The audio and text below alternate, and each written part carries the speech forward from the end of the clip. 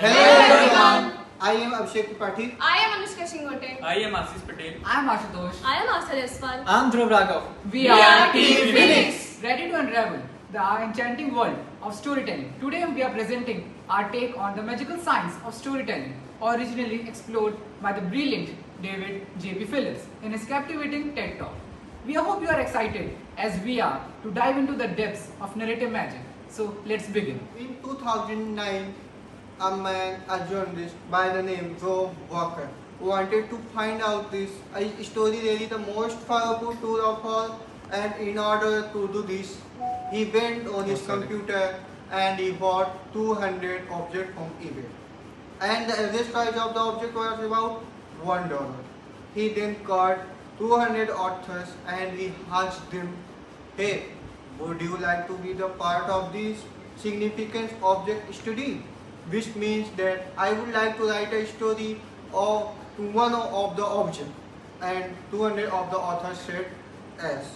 So there had 200 objects, he had 200 stories, and I assume that it was with nail-biting anticipation that he went on eBay again with all the 200 objects. Would there be a difference?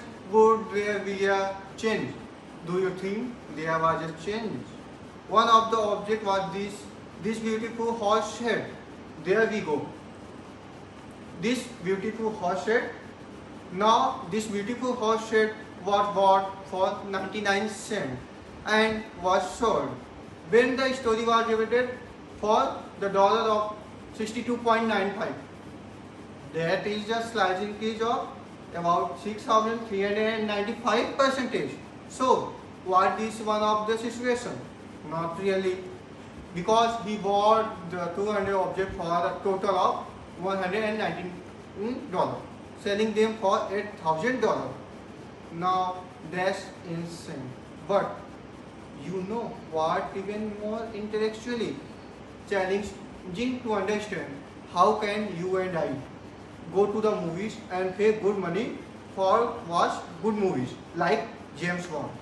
That's absolutely unrealistic, and we said that we enjoy the movies, and some of us we really enjoy the movie, and we leave the theater going like, God, what a movie, what a man, I would like to be more like him, I'd like to walk like him, I'd like to talk like him, I like James Bond.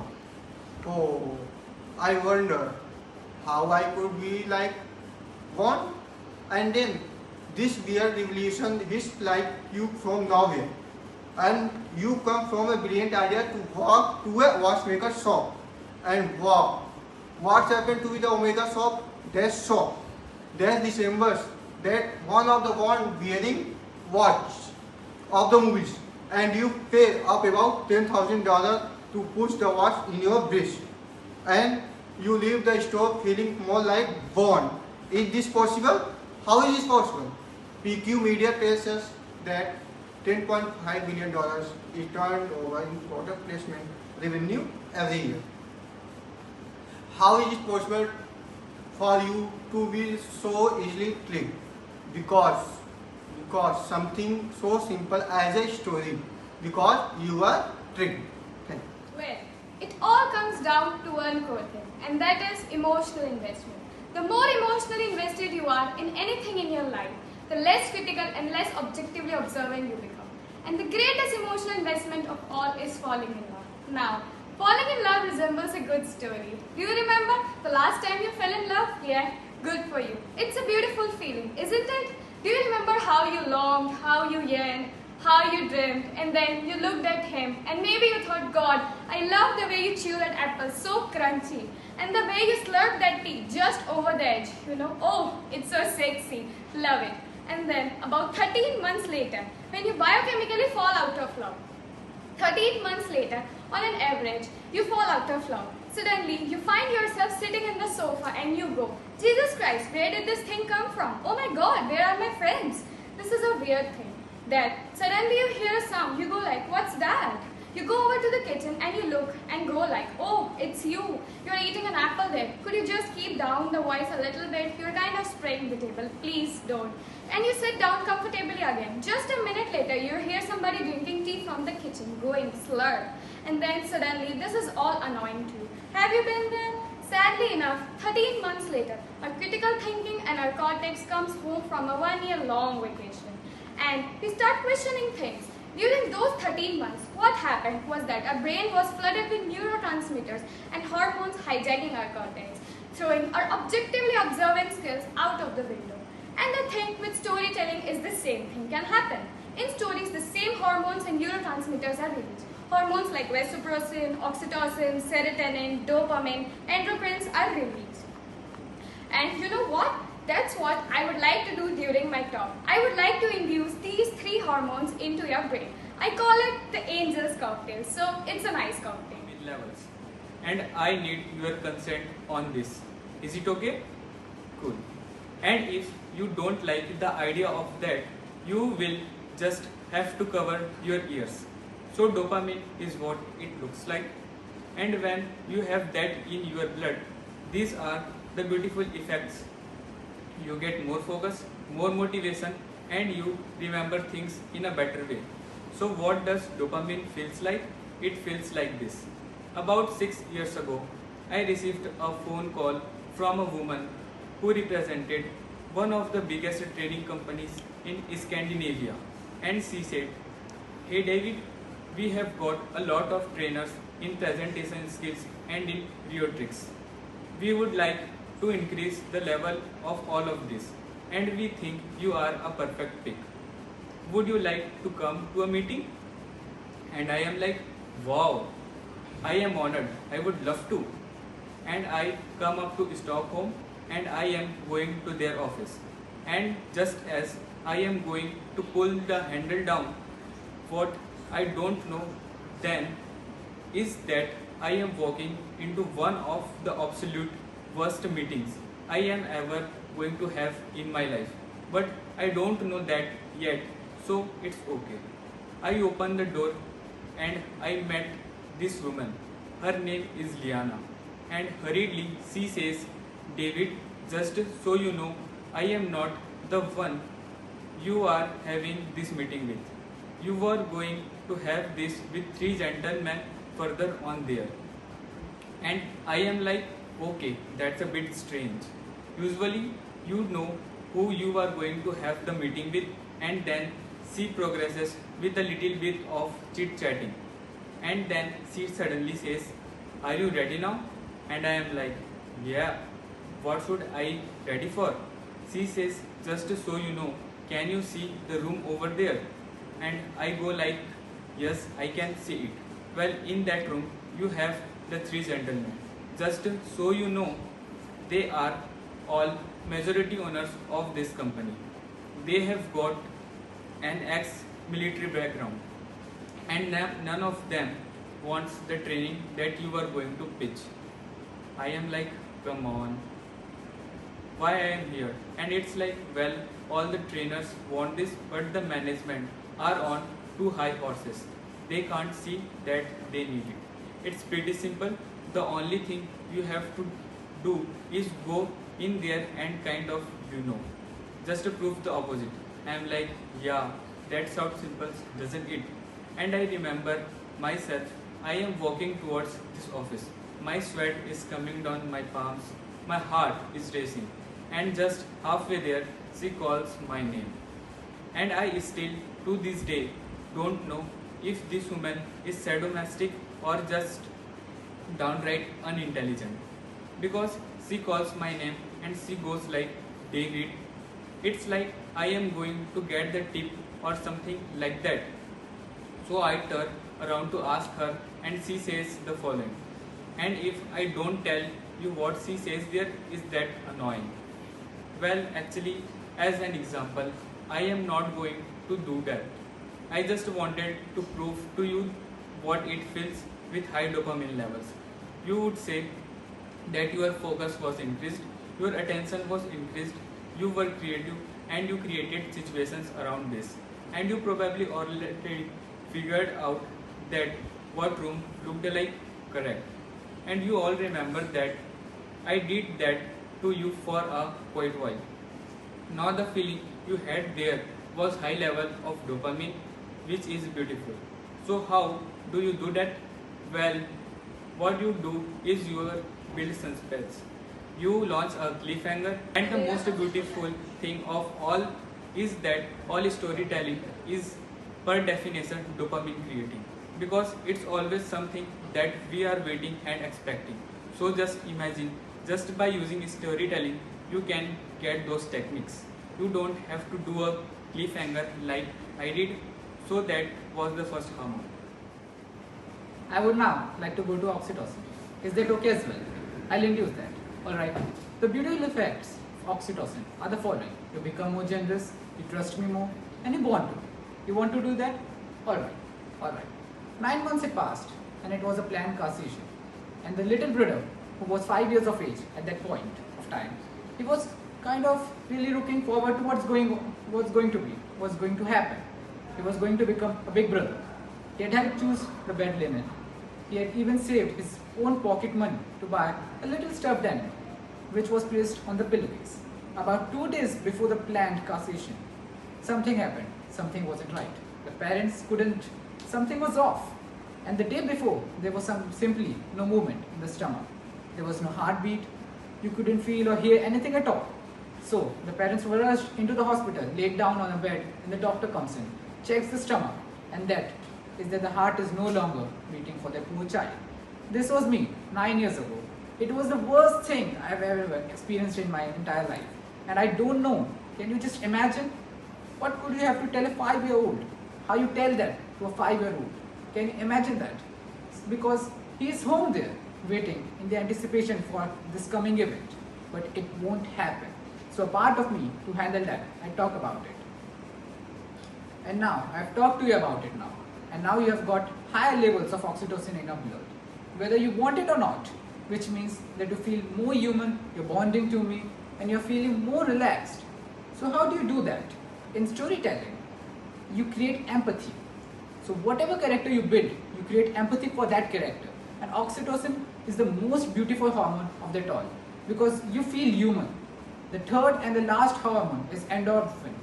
And I would like to show you a woman which we can say has overdosed on endorphins. Let's just look at what that looks like, or we will go there. Okay. Priest, to inspire, to respond. Are you speaking or listening? Woman, to speak or to listen. I'm sorry. Okay. To speak and to listen. Priest, to inspire, to respond. Woman, to inspire and to respond. Priest, and in all circumstances. Woman, and in all circumstances. Priest, of all our life together. And woman, I'm sorry. Of all our life together. Of all our life together. Priest, to be loyal to you with my whole life and all my being. Woman, to be loyal to you with my whole life and my all being. Priest, until death parts us. Woman, until death parts us. Women and men, oh, the timing. The timing of that is so loud, isn't it? So how do you create endorphins? Well, you make people laugh. What happens is that they become more creative, they become more relaxed, and again, they become more focused, which is beautiful to have. Now, all these hormones that I have induced into your brain now is what I call the angel's cocktail. There is nothing or no opposite of that cocktail, and I call that the devil's cocktail. The devil's cocktail has high levels of cortisol and adrenaline, and they feel like this. Once upon a time, in a quaint village, nestled amidst the rolling hills, there lived a young boy named Ram, renowned for his adventurous spirit. Ram always sought to explore the unknown. One bright morning, he decided to embark on a journey into the fabled enchanted forest, a place whispered about by the villagers but feared by men. As Ram ventured deeper into the forest, towering trees and interwoven branches surrounded him like silent sentinels. Despite the thrill coursing through his veins, he knew he had to maintain his composure to uncover the forest's secret. Along his path, he stumbled upon the gentle stream. Its melodious babbling provided a moment of respite amidst the mystery. Ram followed the meandering stream deeper into the heart of the forest, each step bringing him closer to the unknown. The air was thick with anticipation every rustling leaf seeming to beckon him further into the depths. His heart quickened, fueled by the excitement of the journey, yet he remained determined to stay calm and focused. Eventually, Ram reached a sunlit clearing where a majestic oak tree stood as the centerpiece, its sprawling branches forming a natural arc. Overwhelmed with awe, his eyes closed, breathing in the forest's ancient wisdom. In that tranquil moment, his racing heart slowed, and the rush of the adrenaline subsided. Ram realized that the enchanted forest was not meant to be conquered, but embraced. It was a sanctuary for connection and inner peace amidst the unknown. With newfound serenity, he continued his journey, the forest unfolding its secrets before him like pages of a cherished book. As he ventured deeper, Ram encountered a myriad of wonders, sparkling waterfalls cascading into the crystal clear pools, vibrant flowers dancing in the dappled sunlight, and elusive creatures darting among the shadows. Each discovery filled him with a wonder and joy, reinforcing the magic of forest. With each passing hour, the forest seemed to weave its spell around him, enveloping him in a sense of wonder and enchantment. As the day wore on and the sun began its descent, Ram found himself reluctant to leave, reluctant to bid farewell to the beauty and tranquility that had captivated his soul. As night descended and the stars began to twinkle above, Ram found himself lingering on the edge of the forest, reluctant to leave its enchanting embrace. Each rustle of leaves and whisper of the wind seemed to beckon him to stay a little longer, to bask in the tranquility of movement. But as he finally turned to leave, a sense of peace settled over him, comforting him like a warm embrace. For in the heart of the enchanted forest, Ram had discovered not only the wonders of the nature, but also the beauty of the inner peace, a treasure more precious than any jewel found amidst the trees. As he emerged from the forest, Ram carried not only the memories of the adventure, but also a profound sense of tranquility that would linger with him forever. Despite the initial surge of adrenaline, his journey ultimately led to a state of inner calm and enlightenment. Rather than succumbing to the negative effects of the secret hormones, Ram returned to the village with a newfound appreciation for the power of nature and the importance of finding peace with oneself. His journey through the enchanted forest has been more than just an adventure. It had been a journey of self-discovery, a reminder of the beauty and the magic that awaited those who dared to seek it. And as he gazed up at the twinkling stars overhead, Ram knew that he would forever carry the spirit of the forest within him, a guiding light on his journey through life's adventures. So, high levels of cortisol and adrenaline. The problems with that is that if you have got really high concentration, which I didn't give you there, but when you've got high concentration, look at this. It makes you intolerant, irritable, uncreative, critical, memory impaired, and bad decisions. Is this something that you want to have the people you talk to have in their blood, in the system?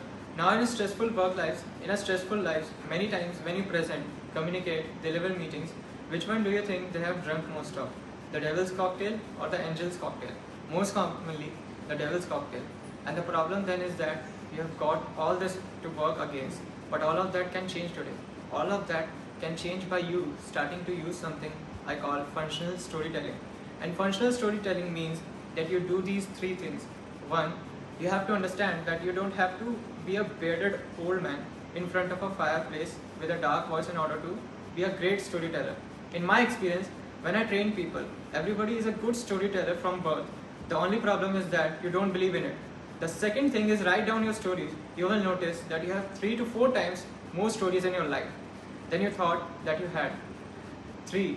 Index those stories. Which one of your stories make people laugh? That is, create endorphins, which make people feel empty, oxytocin. And the next thing, you go into a meeting, you pick the story, you want to release the hormone you wish in the person that you're talking to get exactly the desired effects that you want. And that's the beautiful thing. Now, you know, some of you know me as Mr. That by PowerPoint. I want to round off with making my point very clear, and my point is this: 1 lakh years ago, we started developing our language. It sounds to say that we started using storytelling to transfer knowledge from generation to generation. 27,000 years ago, we started transferring knowledge from generation to generation through cave paintings. 3,005 years ago, we started transferring knowledge from generation to generation through text. 20 years ago, PowerPoint was born. Which one do you think our brain is mostly adapted to? Thank you very much.